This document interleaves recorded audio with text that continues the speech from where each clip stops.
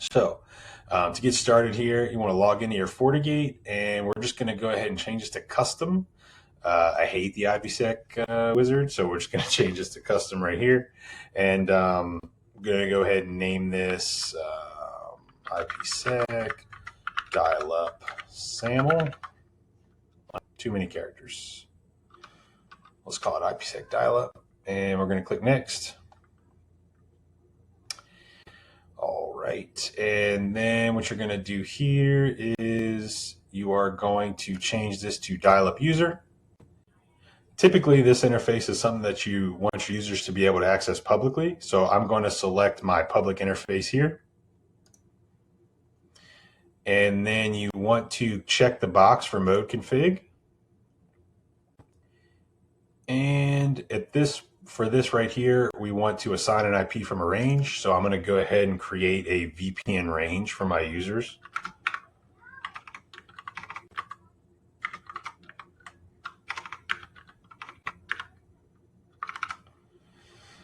And I'm going to go ahead and add a DNS server.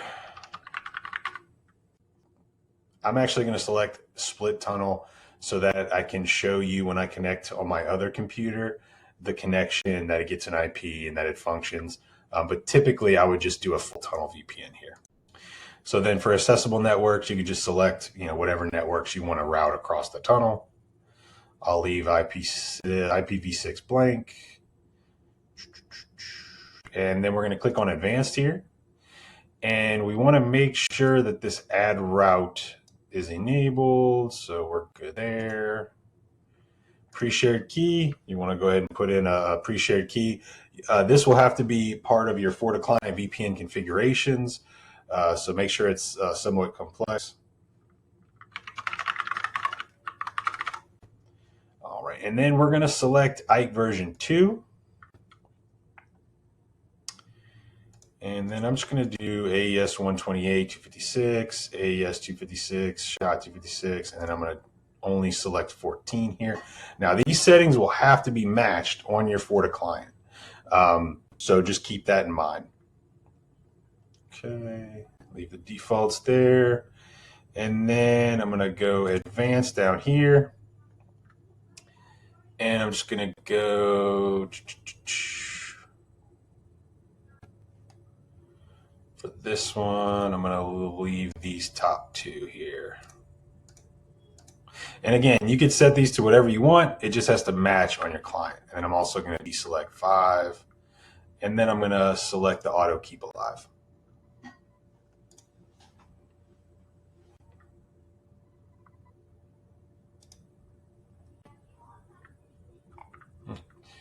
Did I forget something? Oh, I forgot the user group. All right. So for the peer options, you're going to go ahead and select any peer ID. Okay. Now that we have our IPSec VPN tunnel created, we're going to go ahead and we're going to create another single sign-on setup for our IPSec users to use. If you already have SSL VPN in place using SAML, we don't want to conflict with that. So we want to create an additional configuration with an additional enterprise application in Azure, and that's what we're going to do now. Before we configure our single sign-on settings, we need to set a global SAML port on our Fortigate. So the way that you do that, and we need this kind of to do the single sign-on configuration and to put in Azure. So the way you do that is you do config system global and then set auth IKE SAML port. And so the default is 1001. So I'm just going to leave it as 1001 for now. You can change this to whatever you want.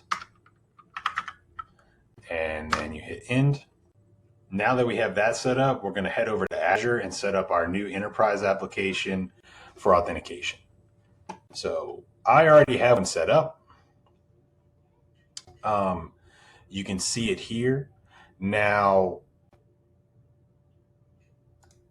what we're going to do is I'm not going to go over how to configure it from scratch. but you can see here that we have a URL and we have the port number that we set for the auth IPSec SAML port in the global settings. So you're going to set this up pretty much the exact, same URL most likely if it's the same IP that you're using for your SSL VPN. You're going to set that the exact same, except you're going to use that new port that we set. You're also going to use the same attributes and claims that we set up for the SSL VPN. The two that you'll need are these two right here.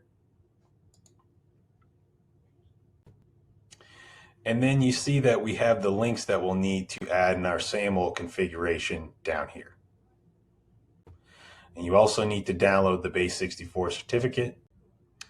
All right, and you also want to make sure that your users and groups have the users that you want to be able to authenticate to your application. Right, so I'm not going to go in detail again about all that. Once that's set up, you're going to come over here and you're going to do the same thing that we did before for SAML. So as you can see, I have my new SAML configuration here that matches my new enterprise application. So now I'm going to go ahead and I'm going to add that to a user group. I already have a group created called IPSec VPN.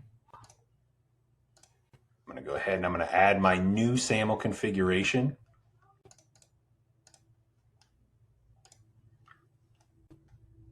Okay. All right, so we're going to go ahead and we're going to create a new firewall policy, and this is going to be so that our VPN users can access, whatever we want them to be able to access. So we're going to go ahead and create new. We're going to call this IPSec dial-up to services. Our incoming interface is going to be our IPSec dial-up because that's the tunnel we created. I'm going to go ahead and select the outside zone. This is going to be our external interface. I'm going to create an address object for our VPN group.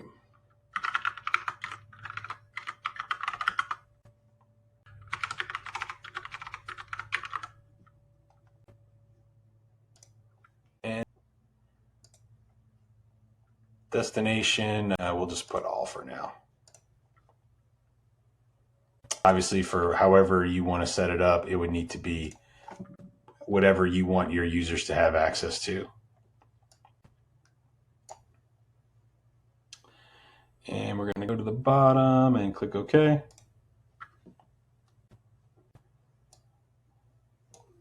All right. So now we have our policy here. There's a couple things that we need to do.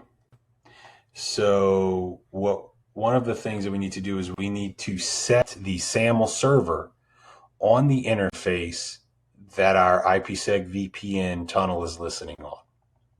So in order to do that, you're going to go to the command line, config system interface. My VPN, my public connection is on port 1 of this device.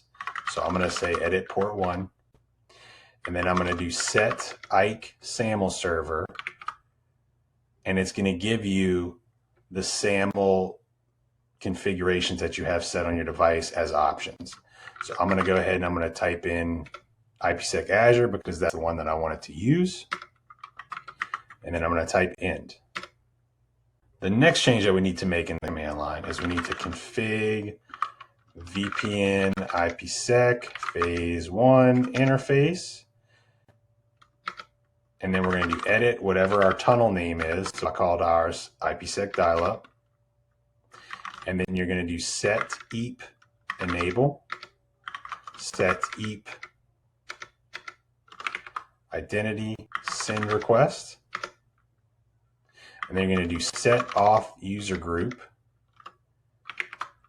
as our user group that we put our SAML single sign-on configuration in. In our case, it's IPSec VPN. Okay. At this point, you're going to type end and save that. So at this point, we should be able to pull up our FortiClient, make sure that it's configured correctly, and connect. So let's take a look at our settings here. So we have our URL set here. We have our pre-shared key, authentication. You want to leave this at prompt on login.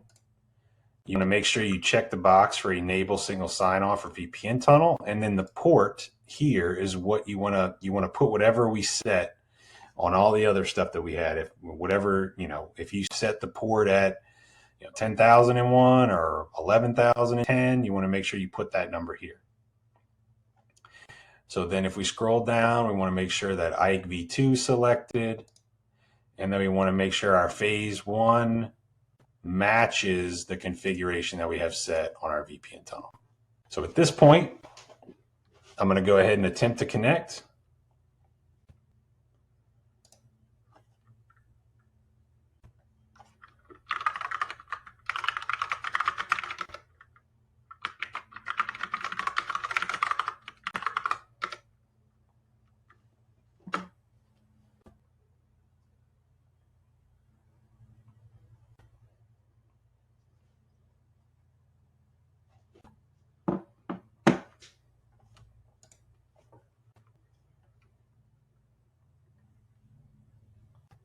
All right, and you can see that we are authenticated and that we have the IP address from the range that we set up.